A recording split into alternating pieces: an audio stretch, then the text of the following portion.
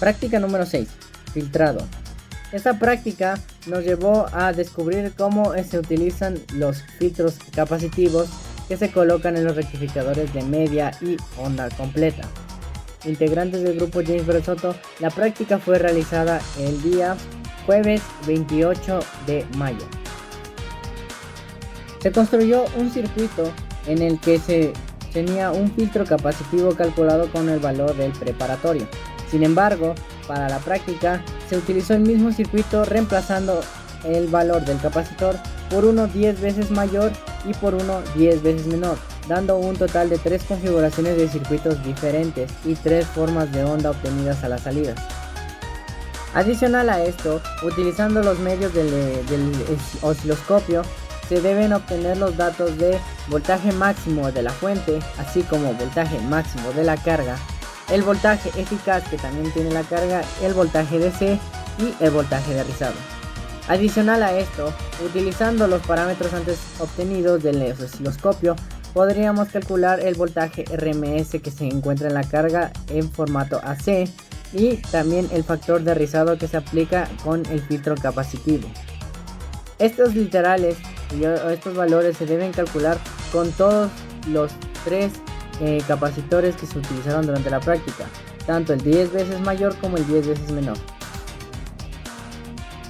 En pantalla se estarán presenciando todas las formas de onda que se obtuvieron durante la práctica, tanto con el filtro capacitivo normal como el 10 veces mayor y 10 veces menor. En pantalla también se estarán observando la tabla de datos digitalizada de los valores que se obtuvieron durante la práctica. En el circuito con el filtro capacitivo normal tenemos un voltaje de fuente de 5 voltios pico, un voltaje máximo de carga de 3.52 voltios, un voltaje DC de carga de 2.97, un voltaje RMS de 3, un voltaje de rizado de 880 milivoltios, un voltaje RMS AC de 2.99 y un filtro de 5.11%. En el segundo caso tenemos un voltaje máximo en la carga de 2.24, un voltaje DC de menos 48.8 milivoltios, un voltaje RMS de 1.22, un voltaje de rizado de 3.60 voltios, un voltaje RMS AC de 1.22 milivoltios y un factor de rizado del 51.18%. Finalmente, en el capacitor de por 10 tenemos un voltaje de la carga de 3.20 voltios, un voltaje DC de 3.05 voltios, un voltaje RMS de 3.04, un voltaje de rizado de 240 milivoltios, un voltaje RMS AC de 35.7 milivoltios y un factor de rizado del 0.51%. Estos son todos los oscilogramas que se obtuvieron durante la práctica. Aquí están asignados cada uno con su nombre y el circuito al que le corresponde junto con su respectiva configuración. Cuando hablamos de filtro capacitivo, voltaje de rizado y capacitancia del filtro, estos tres tienen una relación bastante particular, ya que como se vio en el experimento, si disminuimos la cantidad de filtrado que se obtiene, el factor de rizado disminuye y el voltaje de rizado incrementa.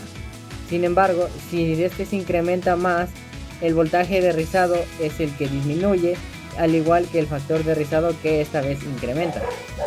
La implementación de un diodo Zener consiste en implementar un diodo Zener a la salida de la carga para que de esta manera el voltaje no varíe tanto en el sistema de rizado, de modo que este mantenga un voltaje DC constante.